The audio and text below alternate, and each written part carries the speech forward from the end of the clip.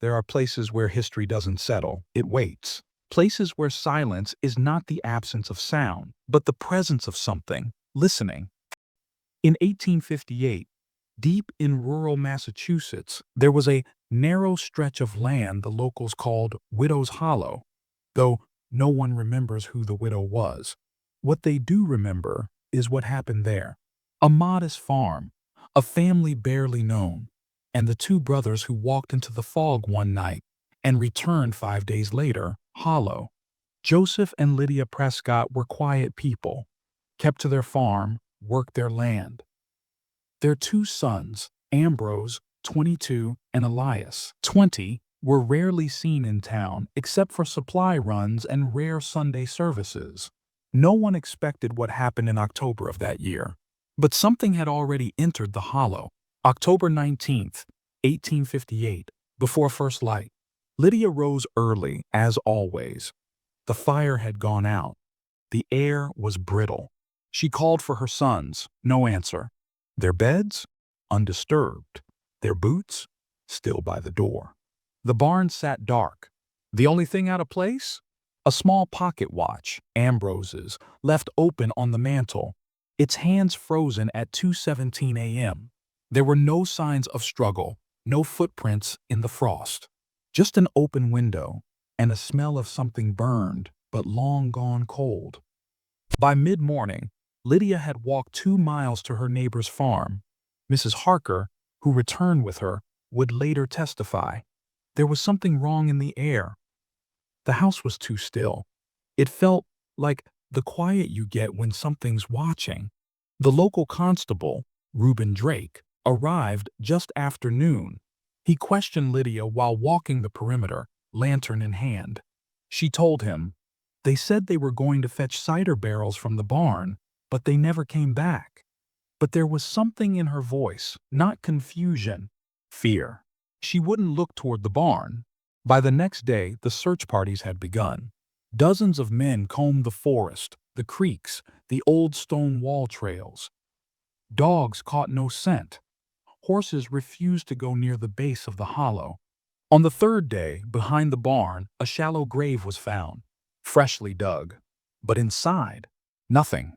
No body, no bones, just roots and loam. And a smell, sweet, metallic, decaying.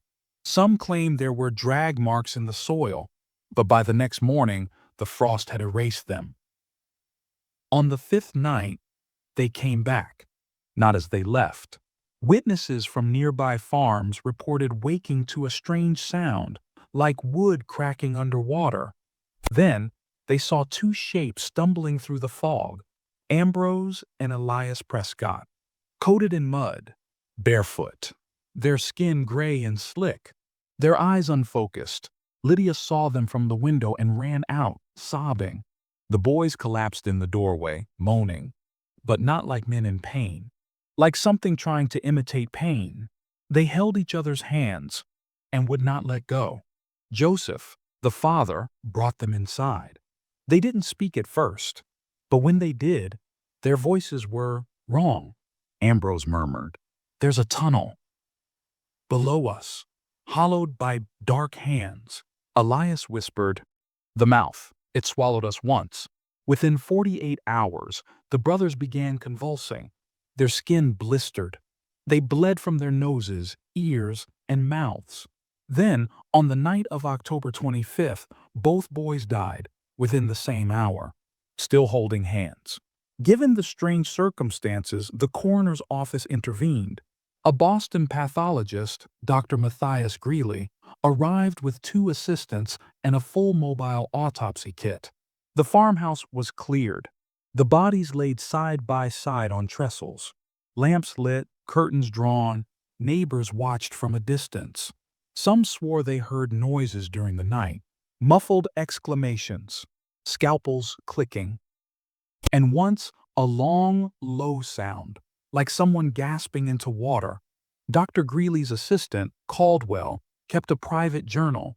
In it, he wrote, "The bodies are eroded, not decomposed, eroded, as if the inside died before the outside caught up." It wasn't until the skulls were opened that the real horror began. Inside Ambrose's skull, Greeley discovered a perfectly symmetrical hollow. No brain matter, just a thin residue, gelatinous, laced with fine white strands, almost fungal. The tissue at the base of the brainstem was smooth, not ruptured, as if something had grown there, or been grown to accommodate something else. In Elias, the same cavity, the same residue, the same faint pulsing root threads, as if something had taken root, then left. Caldwell's journal said, "We found the same structure in both skulls. A room, not a wound. And in that room, something had lived." Greeley tried to preserve the strands in alcohol, but many were lost, or, according to some, vanished. He sketched the cavities by hand, noting, "Hollow symmetrical, not pathological. Evidence suggests external agency." But that wasn't the worst part. Later that night, as they packed their tools, Greeley paused. He wrote only one final line. "I swear, I heard it breathe." When samples of the brothers' blood were analyzed, Greeley noted something unprecedented. The blood was black, almost tar-like, thick, coagulated instantly on contact with air. One assistant said it left a silken film on everything it touched. Gloves, glass, skin. Greeley observed microscopic spores in one sample from Elias's jugular, perfectly spherical, with filament-like growths when exposed to heat. Not cells, not parasites. Something else. Radial symmetry, reactive, not native to any pathology I've seen. It responds to the microscope. But none of this made it into the official autopsy report. That report reads only, "Fever of unknown origin. Post-mortem trauma suspected." No mention of missing brains. No mention of internal erosion. And certainly no mention of spores.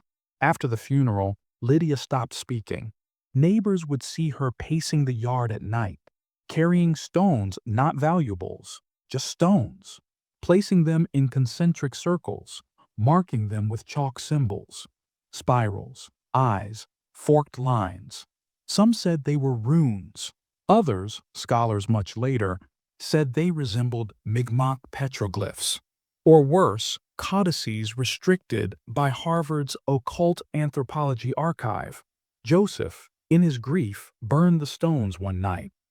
That night, the house trembled. Within days, Lydia was gone.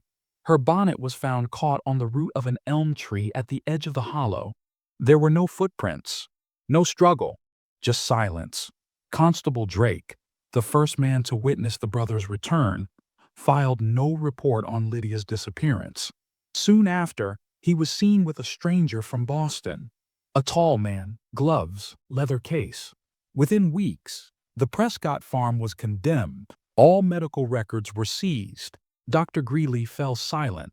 Caldwell was dismissed from practice for delusional affliction. In 1861, Greeley's house burned to the ground. His body was never recovered. But beneath the floorboards, in a tin box, they found one journal, scorched but intact. It held two surviving entries. December 6, 1858. It did not enter from without. It grew within, a chamber built inside the living. December 14th, 1858. I hear it now. At night. Not a voice, a memory. Rooms without doors. A hunger that thinks. Not all who saw the Prescott brothers return remained silent. In the archive of the Wrentham Historical Society, there lies a single document. No author, no signature, no date beyond December 1858. It was labeled, simply, Hollow Witness Number 3. What it contains has been dismissed for over a century. But it reads, "I saw them the night they came back. I was walking past the Prescott house to fetch my brother's mule. I saw Elias in the window, but it was not him. His mouth moved too wide. His eyes didn't blink. Then his head tilted, like a hinge. And I swear, something looked out from inside him. Not a face. A shape. It was circular. Like a mouth of bone. I knew, then, they weren't just missing. They had been taken through something, their bodies returned, but they weren't alone inside. The witness was later identified only as Henry A. In 1860, he was committed to Danvers State Hospital. He died within the year. His grave bears no name, only a number. For over a century, the ground beneath the Prescott house remained untouched. But in 1974, during construction of a short-lived historical walking trail, workers uncovered something buried beneath the eastern wall, a stone-lined cavity, 12 feet wide, 6 feet deep, circular, deliberately built. Its walls bore strange claw-like indentations, along with concentric markings, lines within lines like the iris of an enormous eye. Buried in the clay?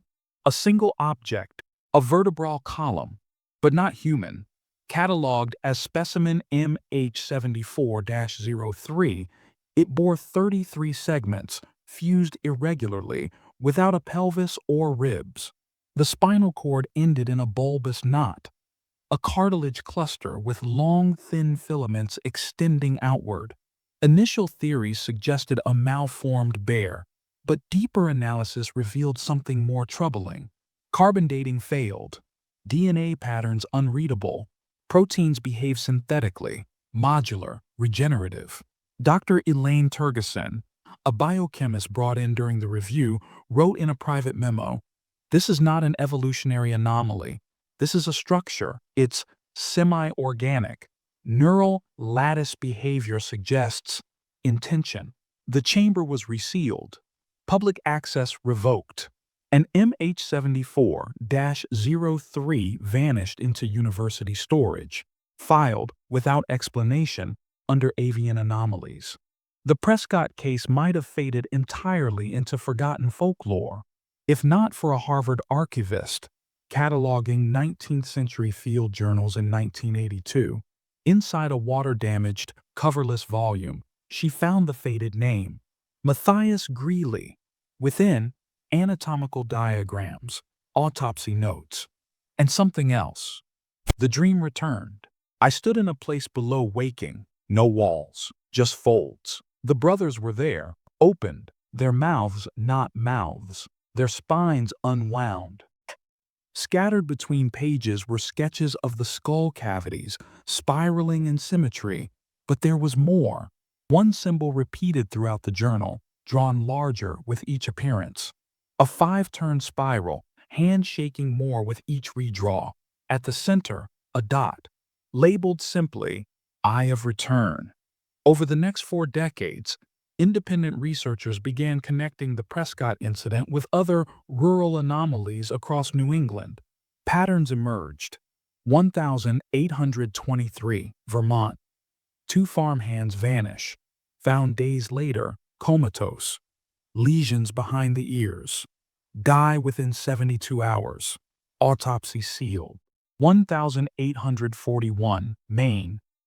2 brothers, presumed drowned, return days later. Erratic behavior, internal liquefaction. Cause, waterborne contagion. 1858, Widow's Hollow. 1879, Connecticut. A young girl returns from a 3-day disappearance. Hair turned white, mute.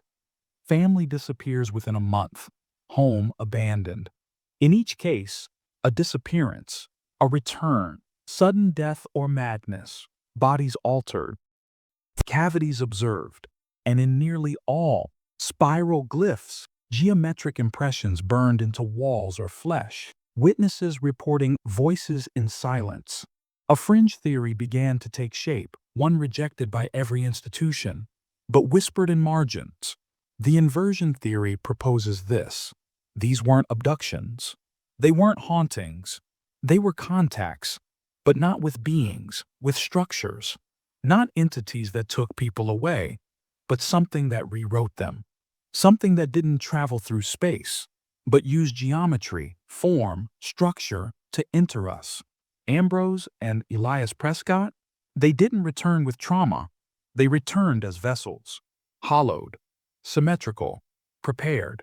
The brain cavities weren't wounds. They were architectural modifications. Rooms carved to receive, like chambers, waiting for signal. Caldwell's final unofficial note, scribbled in the margin of Greeley's journal, reads, "They came back empty. They spoke with borrowed voices. They were not dead, but their minds were only chambers now, open doors waiting for something to step through." In 1896, 70 miles east of Widow's Hollow, a physicist named Arnold Bellhouse began a strange experiment. He wasn't hunting ghosts. He wasn't writing folklore. He was trying to record the Earth. Specifically, infrasound, frequencies below the human hearing threshold. He modified an Edison phonograph, recorded vibration data from fault lines and wells, then played the audio back at higher registers. What he found was not static. Bellhouse called them resonance patterns, low, repeating structures. When reversed, they resembled ancient chants, but no known language matched them. What disturbed him more was the pattern's geometry. Certain loops repeated in triplets, spiraled outward, and, in one recording, matched the layout of the Prescott root cellar, as diagrammed in Greeley's journal. Bellhouse became obsessed. In 1897, he visited Widow's Hollow, camped there, alone, 7 nights. Locals found his tent torn open. His phonograph was still running. The cylinder cracked, but the recording, still preserved. It remembers beneath. In 2003, amateur preservationists rediscovered the cellar beneath the Prescott ruins. They expected stone shelves, maybe a wine rack. What they found was a tunnel, 20 feet long, carved into the hillside. Its ceiling arched, its walls lined with precise notches, like something built, not for storage, but symmetry. At the tunnel's end, a circular depression in the soil, scorched, smooth, empty, as if something had once been seated there. Surrounding it, stones, dozens of them, each small, rounded, carefully placed. But these weren't just rocks. Each bore a fingerprint, not etched, pressed. Some were the size of children's thumbs, others impossibly wide, and one stone bore 2 overlapping prints, like clasped hands. That same year, a volunteer named Daniel Corwin returned to the site alone after dark to photograph. He never came home. His camera was found buried in mud, lens cracked. Inside, a loop of static, and one single frozen frame. There were no footprints leading in, none leading out. By the early 2000s, the pattern could no longer be dismissed as coincidence. Every 22 to 24 years, something returned.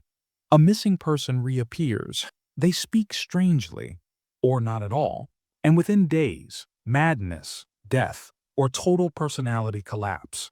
In every case, investigators find spiral glyphs, sketches of root systems, drawings of black orbs, mouths, or hollowed skulls. The most detailed came from a boy named Ellis Mercer. In 1969, Ellis vanished for 5 days near a river north of the hollow. When found, he was mute but physically unharmed. He began drawing obsessively, hundreds of sheets. One stands out. In the corner, he signed a name, Ambrose. In 2011, a neurologist named Dr. Michaela Dresch began investigating a rare condition, spontaneous memory implantation, patients remembering lives that were not theirs. Her study revealed a cluster of cases within 60 miles of Widow's Hollow. One man described tending fields he had never seen. Another described, in exact detail, the feel of a scalpel lowering into his skull in 1858. One patient, under hypnosis, recited verbatim the field notes of Dr. Greeley, word for word. None of them had ever heard of the Prescott case. Dresch's unpublished notes, later leaked, include this hypothesis. Memory is not stored. It is broadcast. Identity is porous. Something once anchored in that place is still transmitting. Not images, not sound, but cognition. She wrote, "To approach Widow's Hollow is to risk becoming a chamber." Later that year, while camping alone near the hollow, Dresch suffered a stroke. In her hospital delirium, she repeated the same sentence, over and over. They didn't die. They were overwritten. In 1922, a reclusive architect named Henri Duval self-published a strange little red book titled Structures of Negative Space. The book argued that architecture wasn't just functional, but spiritual, that certain geometric forms could resonate, creating a space not just for humans, but for something else.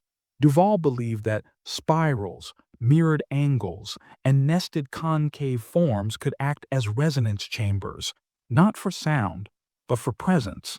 He wrote of structures not built to house but to summon echo, not to shelter, but to focus. Some chambers are not rooms, they are receivers. In an unpublished essay, later discovered among his personal letters, Duval claimed he had corresponded with an American coroner in the 1850s. The coroner had performed an autopsy in which a human skull had been hollowed in symmetrical rings, the brain missing, the cavity intentional. Duval's margin note reads, "The man believed his subjects had been altered to resemble a chamber, the most intimate architecture of all, not built for cognition, but for transmission." In 1927, Duval burned his house to the ground. His body was found nearby, surrounded by a chalk spiral. 5 turns. One dot at center. Official records list 3 victims in the Prescott tragedy: Ambrose, Elias, Lydia. But there was a 4th. The constable who first arrived on the scene, Reuben Drake. Officially, he retired and moved north. But newly unearthed records from Danvers State Hospital list an unnamed male patient admitted in November 1858. Occupation: peace officer. His intake file contains only one coherent quote, scribbled in red ink. They didn't walk back. They were carried, not in arms, but in will. Something willed them back. They were speaking in the gaps between words. He died 2 months later. Cause: asphyxiation. But the autopsy notes state the mouth was not damaged, but distended, as if the muscles remembered something wider than they should. Dr. Greeley's assistant, Caldwell, vanished from public records after 1860. But in 1985, a cache of letters was found in a condemned home near Revere. All were addressed to someone unnamed. None were mailed. They were signed H. Caldwell. At first they ramble, dreams, headaches, visions of breathing soil. But one letter, dated only spring, contains a line that finally connects the assistant back to the hollow. "The first thing I saw inside was not a place. It was a shape. It had waited before me. It had waited before Ambrose, and before him, and before Lydia. The house was only its first breath, the cellar its lung, and us, its song." If real, the letters suggest Caldwell wasn't just an observer. He was touched by it. Or worse, he became a conduit. Today, Widow's Hollow is private land, unmarked, surrounded by protected state forest, not listed on most maps. Visitors who find it and return report sudden blackouts, nausea, loss of time, drawings in their bags they don't remember making. One witness, a former surveyor, said, "It's not a place. It's a pressure. The further you walk, the thinner you become, not in skin, in meaning. You start forgetting your name, your direction, and then you feel it looking through you. Not at you, through you. Like you're just glass now." Attempts to excavate remaining foundations always fail. Machines break. Soil collapses. And always, before withdrawal, workers report the same sensation: a vibration, subtle, rhythmic, like breathing or waiting. Among the last surviving pages of Dr. Greeley's ledger, one drawing was long dismissed as meaningless. Just a spiral, crude and smudged. But in 2022, researcher Lila Gens ran the spiral through spatial modeling software. What she found shouldn't exist. The spiral wasn't flat. It was an encoded structure, a non-Euclidean cavity. a space that can't exist in conventional geometry. Inside that spiral were 5 nodes, 5 precise points of intersection. Gens overlaid those nodes onto a topographic map of Massachusetts. The points matched 5 locations: the Prescott farmhouse, the 1823 Vermont disappearance site, the Danvers State Hospital cell of Reuben Drake, the site of the unearthed vertebrae, an unmapped forest basin northeast of the hollow. Locals have no official name for that last location, but in oral histories, it's been called one thing: the Listening Pit. There are no official records of this place, no trail maps, no coordinates in public GIS systems. Locals don't go there, they don't speak of it, unless you ask. And if you ask often enough, someone might whisper the name: the Listening Pit. The earliest reference it appears in a colonial-era journal written by a settler named Josiah Winthrop, who documented stories told by the local Mi'kmaq, a basin where the land swallows voices and returns them changed. In 2023, a team of amateur drone pilots located the basin during an aerial survey of restricted forest. No trail led in. The surrounding trees were stunted, twisted. The pit itself? Perfectly round. At its center, a circular hole roughly 2 meters across, descending into total darkness. The drone descended 17 feet before the signal cut out, but the footage captured one final frame. Then, a low vibration, barely audible. Then silence, as if something had recognized being seen. Over the years, dozens of Freedom of Information Act requests have been filed regarding Widow's Hollow, the Prescott incident, and nearby disappearances. Most return nothing. Or worse, irrelevant files, clearly misfiled. But one leak, provided anonymously in 2021, included a single chilling reference: the Prescott event and associated resonance loci. Avoid active site engagement. Observe perimeter. Maintain causal containment. Not physical containment. Causal. As if the real danger is not the place itself, but the idea of it.